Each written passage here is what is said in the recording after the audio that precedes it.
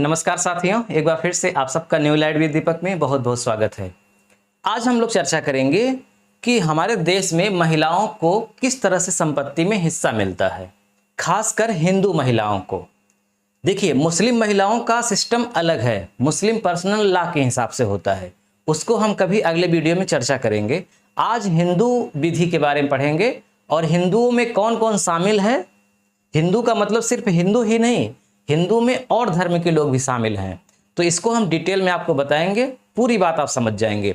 उसके पहले हम आपको इतिहास से शुरू करेंगे, यानी कि प्राचीन काल में महिलाओं की क्या स्थिति थी, किस प्रकार से संपत्ति का बंटवारा होता था, उनको मिलता था कि नहीं, और मिलता था तो किस प्रकार से मिलता था, इसका हम संक्षिप्त चर्चा करेंगे।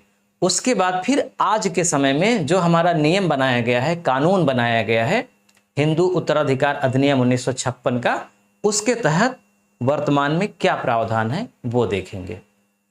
तो देखिए, प्राचीन काल में अगर हम बात करें सबसे पहले, तो हमारा जो इतिहास शुरू होता है वो हड़प्पा सभ्यता से शुरू होता है।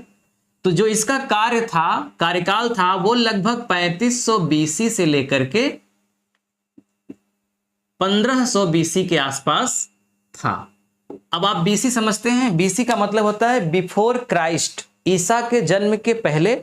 इसे हम लोग हिंदी में लिखते हैं ईसा पूर्व, यानी 3500 ईसा पूर्व से 1500 ईसा पूर्व तक के समय को हड़प्पा काल कहते हैं। देखिए, ये जो सभ्यता थी, ये सभ्यता मातृसत्तात्मक थी। जैसे आज पुरुष प्रधान सभ्यता कह सकते हैं, क्योंकि व्यवहारिक जीवन में पुरुषों की प्रधानता है महिलाओं से, भले सबको समान दर्जा दिया गया है, फिर भी वैसे ही इस समय मातृ सत्तात्मक का मतलब होता है कि महिलाएं प्रधान होती थी पुरुषों से। ऐसा मृद भांडों के जो अवशेष मिले हैं उनके आधार पर अनुमान लगाया जाता है। लेकिन वास्तविक स्थिति क्या थी, इसे जब पढ़ा जाएगा इसके लेख को, तब समझ पाएंगे। तो हम इसकी चर्चा ज़्यादा नहीं करेंगे, बस इतना समझ लीजिए कि महिलाओं की स्थिति अच्छी थी। यहाँ पे हड़प्पा सभ्यता के बाद आता है ऋग्वैदिक सभ्यता। ऋग्वैदिक काल हम इसको बोल सकते हैं। एक वैदिक काल जो होता है, वैदिक काल को दो भागों में बांटा गया है, एक ऋग्वैदिक काल और एक है उत्तर वैदिक काल। ऋग्वैदिक शुरू होता है 1500 बीसी से लेकर के 1000 बीसी तक, और उत्तर वैदिक शुरू होता है 1000 बीसी से लेकर के 600 बीसी तक। देखिए, भारत ही नहीं बल्कि पूरी दुनिया में जितनी भी सभ्यताएं हैं जिसका इतिहास लिखा गया है, उन सभ्यताओं में स्त्रियों की दशा के आधार पर अगर तुलना करेंगे तो सबसे अच्छी दशा स्त्रियों की ऋग्वैदिक काल में थी। एक है नियोग प्रथा, नियोग प्रथा, इसको मैं यस लगा रहा हूं, और एक मैं लिख रहा हूं संपत्ति में हिस्सा, जो आज का हमारा टॉपिक है। देखिए, ऋग्वैदिक काल में जो स्त्रियां थी उनको संपत्ति में अधिकार नहीं था, यही एक अपवाद है। इसके अलावा जितनी भी आप अच्छी बातें सोच सकते हैं वो सब ऋग्वैदिक काल में थी। एक सबसे महत्वपूर्ण चीज जो मैंने लिखा है वो है नियोग प्रथा। नियोग का मतलब होता है जब किसी स्त्री का पति मर जाए और उसकी कोई संतान न हो, तो वो स्त्री अपने संतान की प्राप्ति के लिए किसी पुरुष के साथ रह सकती है, और इसे समाज स्वीकार करेगा। इस स्त्री को बुरी दृष्टि से समाज नहीं देखेगा। इस स्त्री से जो भी बच्चा पैदा होगा उसको उतना ही सम्मान मिलेगा जितना कि इसके पति के जीवित रहने पर पैदा होता। तो नियोग प्रथा, आप सोच रहे होंगे कि आखिर क्यों महिलाएं जब उनका पति मर जाता था तो क्यों वो पुत्र की या पुत्री की इच्छा में पराये पुरुषों के पास जाती थी। उसका एक कारण है, सबसे बड़ा कारण है। कारण यह है, देखिए, जिस महिला का कोई बेटा है, उसका पति मर गया, तो उस महिला को तो जीने का आधार है, उसकी संतान है, ठीक है, कोई दिक्कत नहीं है। लेकिन मान लीजिए किसी महिला को कोई संतान नहीं है, उसका पति मर गया, तो उसको जीने का अधिकार छिन गया ना। कौन मदद करेगा जीवन भर? न भाई मदद करेंगे, न बहन मदद करेंगे, माँ बाप पहले ही मर जाएंगे, तो वो कैसे रहेगी जीवन भर? इसलिए उसको जीने का एक आधार मिल जाए, इसलिए वो पराये पुरुषों से संबंध बनाकर एक बच्चे की प्राप्ति करती थी वो। और जैसे ही वो बच्चा उसको हो जाता था, फिर वो उसकी दुनिया वो और उसका बच्चा ही होता था। यानी जीवन जीने के लिए उसको एक सहारे की जरूरत थी, इसलिए वो ऐसा करती थी और उस समय का समाज इसे स्वीकार करता था। लेकिन उसके बाद आज हम इतने विकसित समाज में जी रहे हैं, लेकिन इसे स्वीकार नहीं की। अब जरा विचार करिए, हम भारत की स्थिति के बारे में बताएं। आप जानते होंगे, अगर किसी स्त्री का पति मर जाए आज, उसके बाद 10 महीने बाद या 11 महीने बाद अगर बच्चा पैदा हो जाए तो वो स्त्री फांसी लगा के मर जाएगी, या अपने बच्चे को ले करके ये अपना पूरा शहर ही छोड़ करके ऐसी जगह चली जाएगी जहां उसको कोई न जानता हो। इतना उसको ताना देते हैं लोग। बात सही है ना?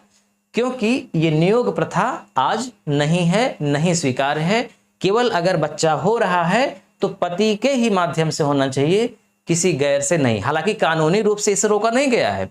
ऐसा नहीं है कि वो स्त्री अगर गर्भवती हो गई बिना पति के तो उसको कानून दंड देगा, ऐसा कोई विधान नहीं है, लेकिन समाज उसको दंड देगा। उत्तर वैदिक काल में इनकी अवस्था में थोड़ी सी गिरावट आ गई, क्योंकि इसमें उपनयन संस्कार बंद हो गया। उपनयन संस्कार, देखो उपनयन संस्कार का मतलब होता है कि इस संस्कार के बाद बच्चियों को पढ़ने के लिए भेजा जाता था।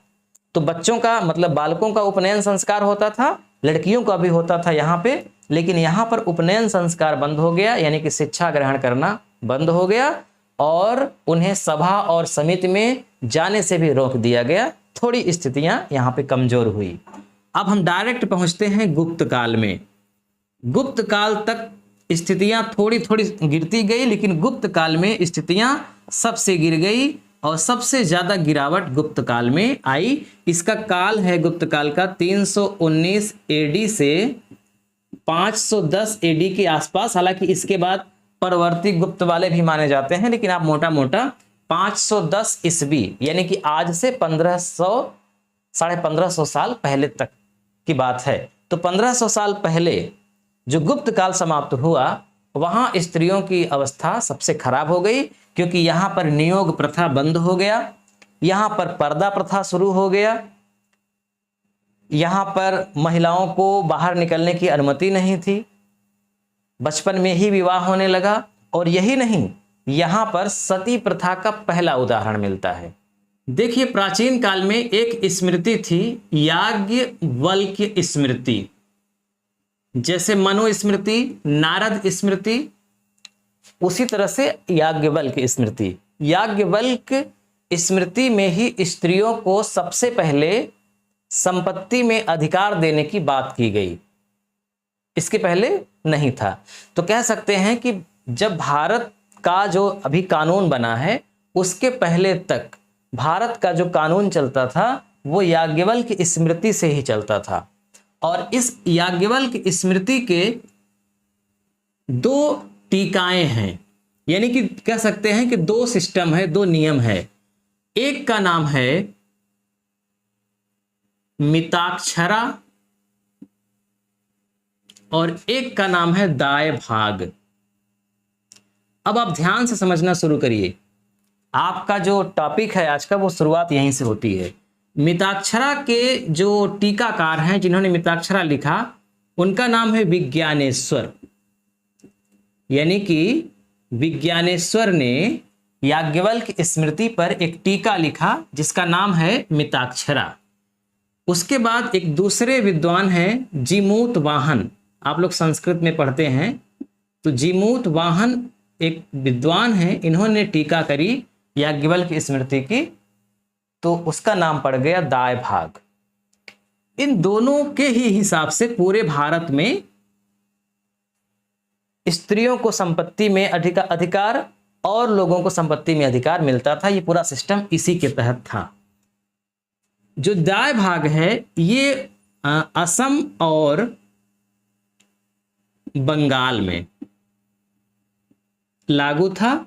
इसके अलावा जो मिताक्षरा है वो असम बंगाल को छोड़कर सभी जगह, तो मिताक्षरा असम बंगाल को छोड़ करके पूरे भारत में लागू थी दाएं भाग असम और बंगाल में लागू थी। अब देखिए मिताक्षरा में और दाएं भाग में दोनों में एक बात कॉमन थी। इसमें जो संपत्ति थी वो केवल बेटे को ही मिलती थी, बेटी को नहीं मिलती थी। लेकिन अभी मैंने कहा कि याज्ञवल्क्य स्मृति में पहली बार महिलाओं को संपत्ति में अधिकार मिला, तो इसका मतलब यहाँ बेटे को मिल नहीं रहा है, तो फिर कहाँ मिला? तो ऐसा नहीं है। बेटे को और बेटे की मां को या जिसकी संपत्ति है उसकी पत्नी को, तो बेटे की मां हुई और इसके पिता की वो पत्नी हुई, तो बेटे को मिलती थी और मां को मिलती थी। यहां भी बेटे को मिलती थी और मां को मिलती थी, लेकिन मां को उस संपत्ति को बेचने का अधिकार नहीं था। जैसे मान लीजिए कि ये ए पिता है, इसका ये बेटा है बी, और ये सी जो है वो वाइफ है, और ये डी बेटी है। तो चलिए हम वाइफ को बगल में कर देते हैं ना, बगल में। तो ए बी सी ये वाइफ है। एक डायग्राम यहां भी बना लेते हैं, ए सी, फिर यहां है बी बेटा, और फिर इनकी ये बेटी। दोनों जगह एक ही नियम था। एक की संपत्ति में बेटा का हक था और वाइफ का हक था, पुत्री का हक नहीं था। इसमें भी बेटा का हक था, मां का हक था, पुत्री का हक नहीं था। क्लियर बात हो गई? बेटा संपत्ति को बेच सकता था, मां संपत्ति को बेच नहीं सकती थी। उसके मरने के बाद उसकी संपत्ति बेटे को ही मिलेगी। यहां भी मां के मरने के बाद बेटे को ही मिलेगी। इतनी बात कॉमन थी दोनों में। अंतर क्या है दोनों में? अंतर यह है कि यहां की संपत्ति बेटे को जन्म से ही मिल जाती थी और यहां की संपत्ति बेटे को पिता की मृत्यु के बाद ही मिलती थी। मतलब सरल भाषा में आप समझिए, मिताक्षरा में यह सिस्टम था कि अगर दो बेटे हैं किसी बाप के और वो दो बेटों में लड़ाई हो गई और पिताजी अभी जीवित हैं, या ऐसे ही बिना लड़ाई के भी वो दोनों बेटे चाहते हैं कि पिताजी संपत्ति हमको हमारे हिस्से की दे दें, तो पिताजी को इनके हिस्से में जो जो संपत्ति आ रही है उसे देना पड़ेगा। लेकिन यहां पर बेटे को संपत्ति पिता के जीवित रहते नहीं मिलेगी। जैसे ही पिता की मृत्यु होगी उसके बाद बेटे को पिता की संपत्ति मिलेगी। आप व्यवहारिक जीवन में देखते होंगे अपने यहाँ कि अगर पिताजी जीवित हैं तो अपने जीवित रहते ही अपने पुत्रों में संपत्ति बांट देते हैं। तो इसका मतलब ये कौन सा नियम है? मिताक्षरा का नियम है। और अब बंगाल और असम में नहीं बांट पा रहे हैं तो इसका मतलब वहां कौन सा नियम चल रहा है? जीमूत वाहन वाला दाएं भाग। हालांकि अब मिताक्षरा और दाएं भाग नहीं है, अब तो कानूनी रूप से हिंदू उत्तराधिकार अधिनियम का जो नियम है वो लगता है। वो अभी हम आगे चर्चा करेंगे। ये हम प्राचीन काल की बात बता रहे हैं कि ऐसा ही सिस्टम पहले था। एक बात की यहाँ पे और भिन्नता थी। जो संपत्ति थी मिताक्षरा में वो 3 भागों में बंटी होती थी, जबकि दाएं भाग की जो संपत्ति थी वो हर प्रकार की संपत्ति को एक ही प्रकार में माना जाता था। यहां जो 3 प्रकार की संपत्ति थी उसमें एक संपत्ति थी अर्जित संपत्ति, एक थी पैतृक संपत्ति और एक थी अन्य संपत्ति। अर्जित का मतलब होता है कि जो व्यक्ति खुद से कमा करके खरीदा हो वो अर्जित संपत्ति है। पैतृक संपत्ति का मतलब कि जो संपत्ति उसको उसके पिता से मिली हो और पिता को भी उनके पिता से यानी दादा से मिली हो। तो जो वंश क्रम से संपत्ति मिलती है वो पैतृक है, और जो नाना नानी के यहाँ से मिली हो वो क्या है? अन्य संपत्ति है। तो यहाँ पर जो अर्जित संपत्ति थी, इस संपत्ति को जो मालिक है वो किसी को भी दे सकता है। बेटे को दे दे, बेटी को दे दे, या दान कर दे, या किसी को भी दे दे, उसको पूरा हक था। लेकिन जो पैतृक संपत्ति थी वो सिर्फ अपने बेटे को ही दे सकता था या पत्नी को ही दे सकता था, किसी और को नहीं। इसी तरह से जो यहाँ पे संपत्ति थी वो तीनों पैतृक, अर्जित और अन्य, ये तीनों को एक ही माना जाता था और ये तीनों संपत्ति को व्यक्ति के मरने के बाद उसके बेटे को और पत्नी को ही मिलता था। तो मुझे उम्मीद है कि आपको याज्ञवल्क्य स्मृति की संपत्ति का जो बंटवारा है, जो वसीयत या वरासत का नियम है, वो आपको समझ में आ गया होगा। अब हम सीधे आते हैं कि जो आज का हमारा नियम है, हिंदू उत्तराधिकार अधिनियम 1956 का कानून, वो क्या कहता है, क्योंकि उसी के आधार पे आज हम लोगों को करना है। देखिए, भारत जब आजाद हो गया, भारत का संविधान बन रहा था, उसी समय हिंदू कोड बिल पर बहुत बहस हो रही थी। हिंदू कोड बिल में बहुत सारी बातें थी। इतना समझ लीजिए कि जितनी भी रूढ़ियां थी हमारे हिंदू समाज में, उनको दूर करने की इसमें कोशिश की गई थी। तो डॉक्टर भीमराव इसके सबसे बड़े पक्षधर थे कि हिंदू कोड बिल लागू हो। लेकिन जो रूढ़िवादी मानसिकता के थे, जैसे कि श्यामा प्रसाद मुखर्जी, इनके ग्रुप के जितने भी लोग थे, वो चाहते थे कि हिंदू कोड बिल लागू ना हो।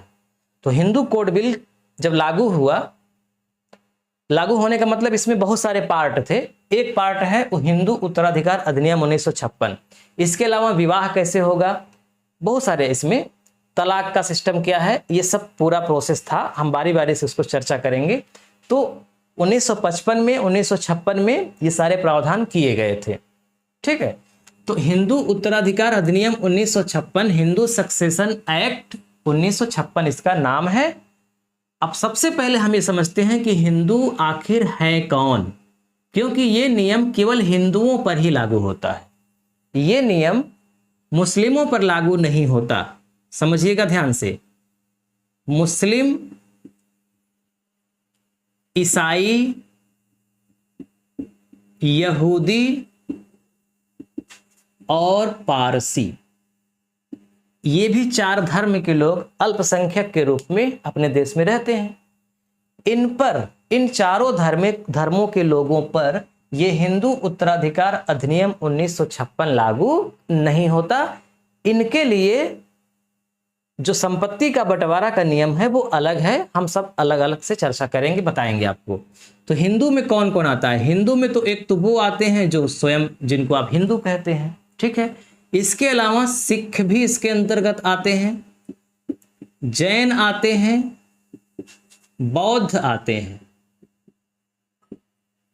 तो हिंदू, सिख, जैन, बौद्ध, ये तो मान लीजिए 4 धर्म के लोग हो गए। इसके अलावा जो छोटे छोटे संप्रदाय हैं, जैसे शैव संप्रदाय हिंदू से निकला हुआ अलग है ना, लिंगायत संप्रदाय है, ब्रह्म समाज, प्रार्थना समाज, आर्य समाज, जो हिंदू धर्म से निकले हुए समाज हैं, वो सब इसमें आते हैं। बस इतना ध्यान रखिए कि इन चारों के अलावा लगभग जितने संप्रदाय हैं वो सब हिंदू के अंतर्गत आते हैं, अर्थात इन पर ये हिंदू उत्तराधिकार अधिनियम लागू होता है। तो अब इसमें प्रोसेस हम बारी बारी समझते हैं कि इसमें हुआ क्या कि महिलाओं को अधिकार मिला, किसमें? संपत्ति में।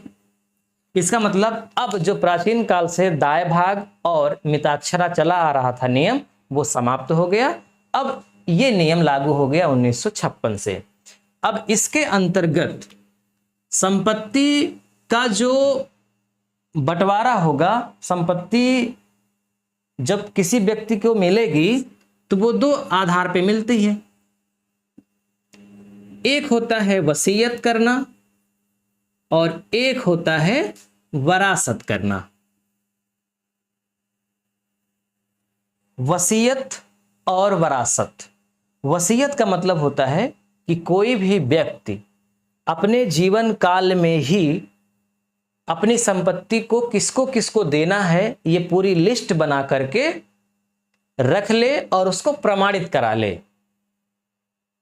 यानी एक लिखित दस्तावेज तैयार करे कि हम अपनी संपत्तियों को कितना कितना और किसको देना चाहते हैं, उसे बोला जाता है वसीयत, यानी कि मरने के पहले होती है। यदि वसीयत ना हो संपत्ति की और वो उस व्यक्ति की मृत्यु हो जाए, तब होता है वरासत, यानी कि मृत्यु के बाद होता है वरासत। तो वरासत का नियम अलग है, वसीयत का नियम अलग है। वसीयत के नियम में व्यक्ति को पूरा अधिकार है कि वो अपनी संपत्ति को चाहे बेटे को दे दे पूरा, चाहे बेटी को पूरा दे दे, चाहे दान कर दे, चाहे जो कर दे, चाहे पूरा वो खर्च कर दे अपने ऊपर, कोई दिक्कत नहीं है। बात समझ आ रही है ना? यहां उसको पूरा अधिकार है, स्वेच्छा से वो चाहे जो कर दे, चाहे जिसको दे दे। तो हमें ये समझना ही नहीं है, हमें समझना है वरासत। वरासत में क्या होगा कि जो संपत्ति है उसके किस तरह से हिस्से होंगे। तो मान लीजिए कि एक अगर ये पुरुष है, इसकी संपत्ति है और ये मृत्यु को प्राप्त हो गया, और इस पुरुष के एक बेटा है, एक बेटी है, या मान लीजिए 2 बेटी है, और जाहिर सी बात है कि एक पत्नी होगी। तो ये पुरुष और इसकी ये पत्नी, ये बेटा है, ये 2 बेटी हैं। मान लीजिए कि एक बेटा हम और कर देते हैं, 2 बेटा 2 बेटी। हिंदू उत्तराधिकार अधिनियम में जो लिखा है, अगर मैं वो पढ़ करके आपको सुनाऊंगा तो इतनी कठिन भाषा है ना, समझ में ही नहीं आएगा। इसलिए अच्छा है कि आप उदाहरण से ही समझ जाइए, सबसे बेटर। जब ये व्यक्ति मृत्यु को प्राप्त हो गया, तब इसकी संपत्ति को, कि मान लीजिए कि 5 बीघा जमीन है उसकी, तो इन 5 बीघा जमीन में एक इनको, एक इनको, एक इनको, एक इनको और एक इनको मिलेगा।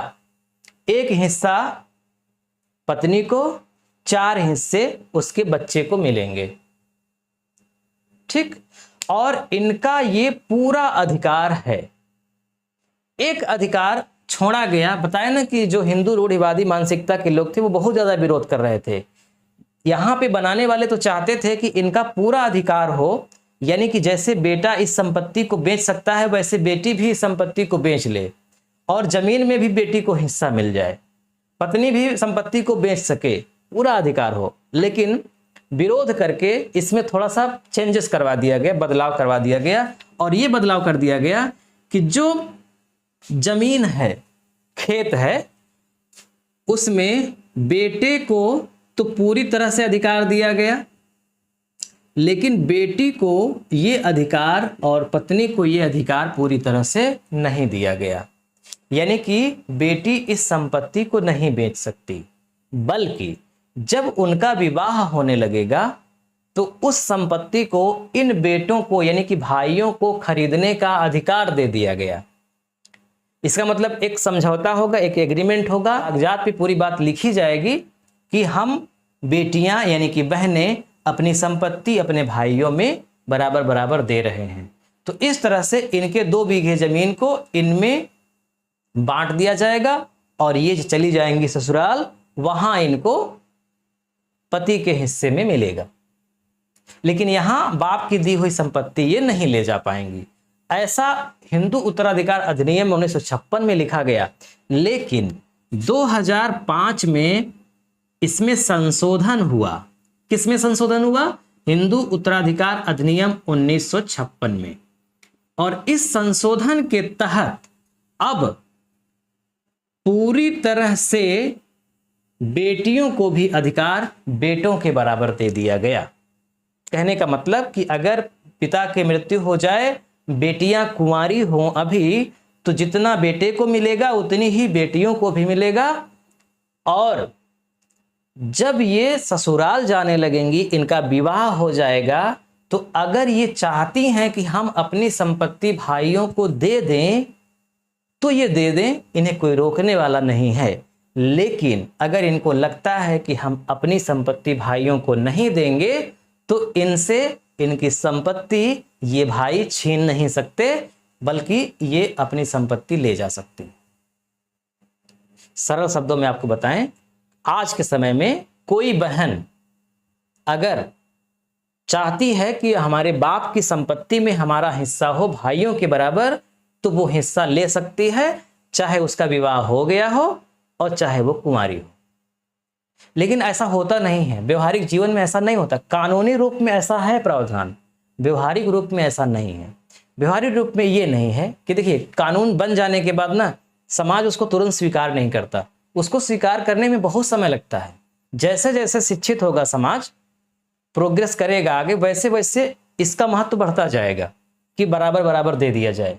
आज अगर कोई बहन या बेटी अपनी संपत्ति मांगती है भाइयों से तो मिल तो जाएगा, लेकिन उसको कितना ताना मिलेगा कि देखो तुम्हारी सहेली ने नहीं लिया, देखो उन्होंने नहीं लिया, देखो उन्होंने नहीं लिया, तुम ले रही हो, कितना गड़बड़ है, इतना उसको ताना मिलेगा कि उसको लगेगा कि बेकार है, ऐसा करते हैं, छोड़ देते हैं।